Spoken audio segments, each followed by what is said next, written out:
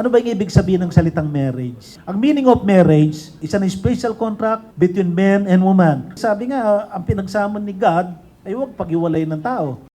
Hindi man araw-araw na nakangiti, ilang beses na rin tayong Honey, thank you so much at dami natin pinagdaanan, ups and downs, and patuloy lang, fighting. Always be yourself, huwag ka magbabago. Thank you rin kasi sa walang sawa na pag-unawa at pag-intindi sa akin, sa araw-araw at sa pag-aalaga. Basta sobrang thank you and I love you. muli palagi, pabalik pa rin sa'yo. Love is everywhere. Once you see something, once you think that there's a connection, once you think na may something sa bagay na yun, kahit small things, it's definitely love. Love para sa akin, hindi ko ma-explain, pero kasi pag sabi nila ang love is, wala namang rason eh. Basta alam ko lang na mahal kita, yun na yun. Palagi, palagi, kung balikan man ang hirap, luhat lahat. Kahit anong galit ko sa'yo, kahit anong buwisit ko sa'yo at sama ng loob ko sa'yo, susundin ko pa rin utos mo. I'll do my best to provide anything na needs natin. Tatry ko rin na sa mga maliliit na bagay, lagi kita mapatawad. Ngayong kasal na tayo, ang maipapangako ko lang sa'yo ay mamahalin kita ng tama at aalagaan sa araw-araw. Always love, love, love. Muli palagi. Ang marriage ay nangangahulugan ng pagbubuklod ng isang lalaki at babae. Yung pagbubuklod ng isang lalaki at babae sa ilalim ng kasal. Under the marriage covenant kasi, it's either to civil wedding, church wedding, garden wedding, anumang klaseng kasal, laging merong bahagi ang Diyos eh. Kasi ang Ilo and Shane, wala kang kapangyarihan na bukludin pag-isayin ng lalaki at babae. But the most important part is yung bahagi ni God na pinagbubuklod, pinag-iisa yung isang lalaki at babae. Sa pagdating ng ating pilak at ginto, Shaynan Montes, Shaynan Hernandez. Maraming salamat sa 4 na taon na naging tayo at alam kong marami ako naging mali at kasalanan, pero patuloy mo akong tinatanggap at minamahal. Ikaw lang ang tinibok ng puso ko at patuloy na ititibok ng puso ko.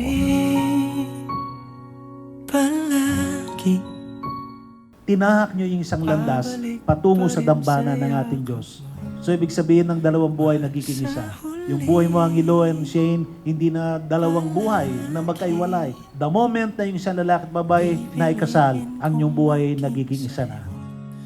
Ulit-ulitin man, nais kong malaman mong iyo.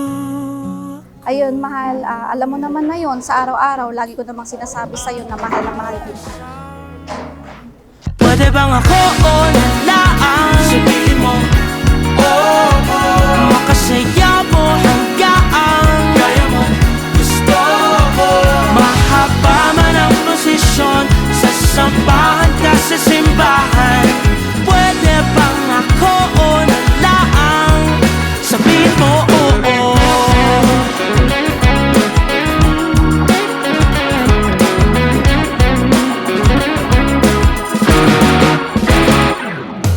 Bago iparating sa'yo ang mga Alam ko na marami tayong pinagdaanan at marami rin tayong hindi napagkakaunawaan at masaya ako dahil ito yung klase ng relasyon na hindi lang puro sweetness, hindi fake or edited, kagaya sa Facebook. Lahat na dinanas natin sa relasyon na to ay saya, lungkot, may unting pagsisisi sa mga desisyon natin sa buhay at pinakamaganda yung lesson sa mga bagay-bagay lalo sa na nagpapatibay sa relasyon natin kasama natin. Pwede bang ako o nalaan? Sabihin mo, makasaya mo hanggaan. Kaya mo, gusto mo. Today is the day na inaantay at pinagdadasal natin. Ito din yung araw na sa harap ng mga tao, mahal at mahalaga sa buhay natin ay magiging isa na tayo kasama si God.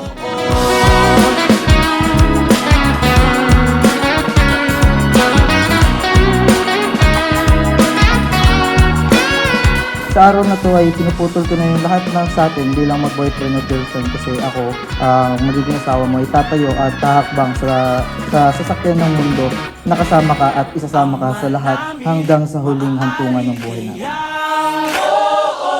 Mapasakin, pinakaasa. Gusto ko malaman mo na ang swerte ko kasi meron akong ikaw. Sobrang thank you sa pag-aalaga sa akin sa araw-araw. Pangako ko sa'yo na mamahalin kita ng buong tapat, aalagaan at sasamahan sa lahat. Mahal na mahal kita, Angelo Rama Hernan. Oo na laan. Sabihin mo, oo, makasaya mo hanggaan. Kaya mo gusto mo.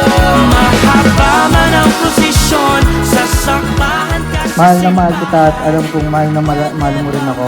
Kaya love, please always be my faithful, mighty wife. At ako ang magiging tigasin sa buhay mo. Tigasaing, tigalaba, tigaluto, at marami pang buhay. Marami pa sa buhay ng pamilya natin. I love you so much. sabihin mo, oo